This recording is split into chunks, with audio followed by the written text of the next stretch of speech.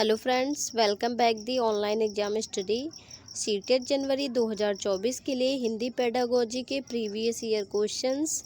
आइए स्टार्ट करते हैं आज की अपनी क्लास। प्रश्न नंबर 1 है, पहली कक्षा में भाषा अध्यापिका अपने एक विद्यार्थी के भाषाई विकास के संबंध में चिंतित हैं क्योंकि इसके ऑप्शन है ए, विद्यार्थी पठन पाठन में रुचि प्रदर्शित नहीं करता है। ऑप्शन बी है, विद्यार्थी को घर पर बात करने के बहुत कम अवसर मिलते हैं। ऑप्शन सी है, विद्यार्थी के माता पिता की मातृभाषा अलग अलग है। ऑप्शन डी है, विद्यार्थी अपने साथियों से बहुत झगड़ता है। इसका जो राइट आंसर होगा ऑप्शन बी होगा, विद्यार्थी को अपने घर पर बात करने के कम अवसर मिलते हैं। प्रश्न नंबर 2 है, बच्चों के बोलना सीखने के संदर्भ में कौन सा कथन सही है। इसके ऑप्शन है ए, सभी बच्चों को बोलना सीखने की गति एक समान होती है। ऑप्शन बी है, बड़े परिवार में बच्चों को बोलना सीखने की गति तेज होती है। ऑप्शन सी है, निर्धन परिवारों से आए बच्चों की बोलना सीखने की गति धीमी होती है। ऑप्शन डी है, कहने सुनने के अधिक से अधिक अवसर मिलने पर बच्चे बोलना सरलता से सीखते हैं। इसका जो राइट आंसर होगा ऑप्शन डी होगा, कहने सुनने के अधिक से अधिक अवसर मिलने पर बच्चे बोलना सरलता से सीखते हैं। प्रश्न नंबर 3 है, मंदिरा पहली कक्षा में पढ़ती है और मुझे आम बहुत अच्छा लगता है, मैं थक गई आदि वाक्यों का प्रयोग करती है। मंदिरा इसके ऑप्शन ए, लिंग वचन क्रिया आदि की दृष्टि से सर्वनाम का प्रयोग करना जानती है। ऑप्शन बी है, केवल सर्वनाम का ही प्रयोग जानती है। ऑप्शन सी है, केवल लिंग की दृष्टि से ही सर्वनाम का समुचित प्रयोग करना जरूरी है। ऑप्शन डी है, केवल मैं वाले वाक्य ही बोल सकती है। इसका जो राइट आंसर होगा ऑप्शन ए होगा, लिंग वचन क्रिया आदि की दृष्टि से सर्वनाम का प्रयोग करना जानती है। प्रश्न नंबर 6 है, भाषा की शिक्षिका होने के नाते व्याकरण पढ़ाते हुए आपका उद्देश्य होगा। इसके ऑप्शन ए, बच्चों को व्याकरणिक नियमों से अवगत कराना। ऑप्शन बी है, बच्चों को भाषिक संरचनाओं से अवगत कराना। ऑप्शन सी है, बच्चों को वाक्य रचना के नियम बताना। ऑप्शन डी है, भाषा का शुद्ध प्रयोग करना सिखाना। इसका जो राइट आंसर होगा ऑप्शन बी होगा, बच्चों को भाषिक संरचनाओं से अवगत कराना।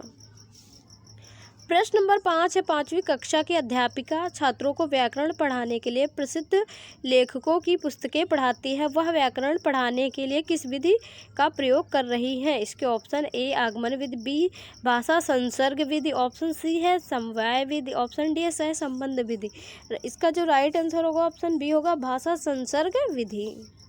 प्रश्न नंबर 6, व्याकरण शिक्षण की आगमन विधि की विशेषता है। इसके ऑप्शन ए, पहले नियम बताना। ऑप्शन बी है, पहले नियम का विश्लेषण करना। ऑप्शन सी है, पहले मनोरंजन गतिविधियां करना। ऑप्शन डी है, पहले उदाहरण प्रस्तुत करना। इसका जो राइट आंसर होगा ऑप्शन डी होगा, पहले उदाहरण प्रस्तुत करना।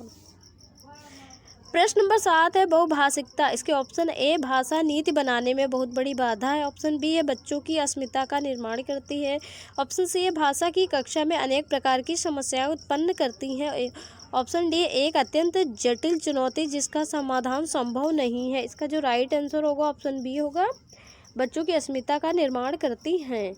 प्रश्न नंबर 8 है, प्राथमिक स्तर पर बहुसांस्कृतिक पृष्ठभूमि वाले कक्षा में बच्चे लक्ष्य भाषा के परिवेश से भाषा अर्जित करते हुए इसके ऑप्शन ए, लक्ष्य भाषा की अपनी भाषा से तुलना करते हैं। ऑप्शन बी है, धीरे धीरे भाषा के रचनात्मक प्रयोग का अभ्यास करने लगते हैं। ऑप्शन सी है, उसे शुद्ध अशुद्ध रूप में पहचानते हैं। ऑप्शन डी है, वैज्ञानिक नियमों की शुद्धता को परखते हैं। इसका जो राइट आंसर होगा ऑप्शन बी होगा, धीरे धीरे भाषा के रचनात्मक प्रयोग का अभ्यास करने लगते हैं। प्रश्न नंबर 8 है, त्रिभाषा सूत्र का उद्देश्य है। इसके ऑप्शन ए, देश में बहुभाषी संवाद के परिवेश को बढ़ावा देना।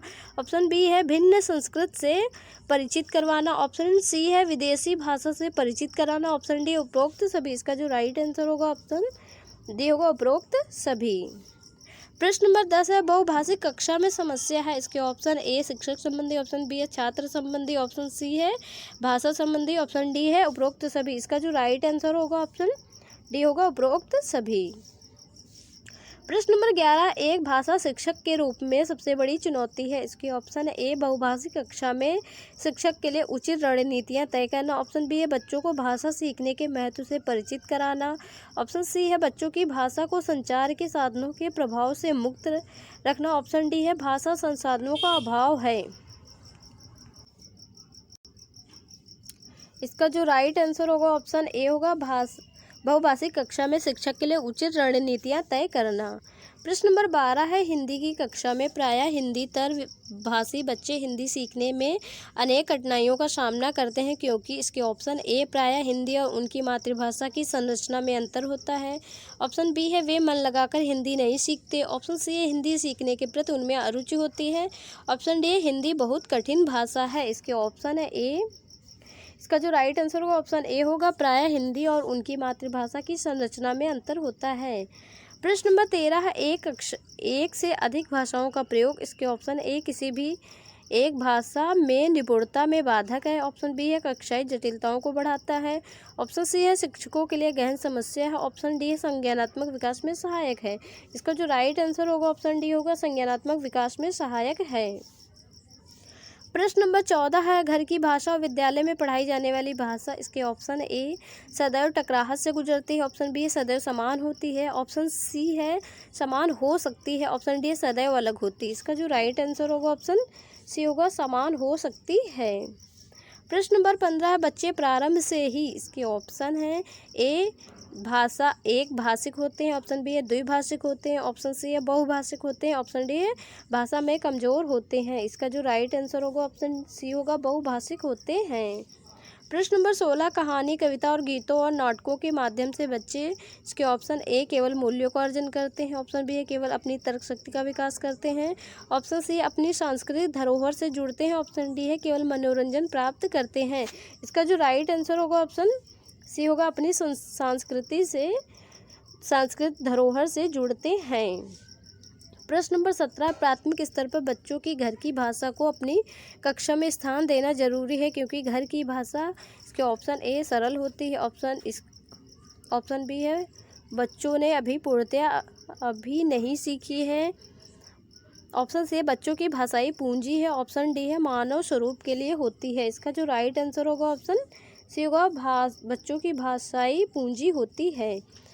प्रश्न नंबर 18 है, भाषा शिक्षण को संदर्भ में रखकर देखने की आवश्यकता है। इसके ऑप्शन है ए, आर्थिक, बी, सांस्कृतिक, सी, नैतिक, डी, बहुभाषिक। इसका जो राइट आंसर होगा ऑप्शन डी होगा, बहुभाषी। प्रश्न नंबर 19 है, बच्चों की मौखिक अभिव्यक्ति का विकास करने के लिए सबसे कम प्रभावित तरीका कौन सा है। इसके ऑप्शन ए, संवाद अदायगी। ऑप्शन बी है, व्याकरण आधारित संरचना अभ्यास। ऑप्शन सी है, अपने अनुभवों का वर्णन। ऑप्शन डी है, बातचीत करना। इसका जो राइट आंसर होगा ऑप्शन बी होगा, व्याकरणिक आधारित संरचना अभ्यास। प्रश्न नंबर 20 है, लिखना। ए के ऑप्शन है ए, एक बेहद जटिल प्रक्रिया। ऑप्शन बी है, एक अनिवार्य कुशलता है जिसे जल्दी प्राप्त किया जाना है। ऑप्शन सी है, एक तरह की बातचीत है। ऑप्शन डी है, एक अत्यंत यांत्रिक प्रक्रिया है। इसका जो राइट आंसर होगा ऑप्शन बी होगा, एक अनिवार्य कुशलता जिसे जल्दी से प्राप्त किया जाना है। अगर हमारी वीडियो आपको अच्छी लगे तो वीडियो को लाइक करें, कमेंट करें और हमारी वीडियो को अपने फ्रेंड्स के साथ शेयर करें। अगर आप हमारे चैनल पर नए हों तो चैनल को सब्सक्राइब करें। मिलते हैं नेक्स्ट वीडियो में, तब तक के लिए जय हिंद। Thanks for watching.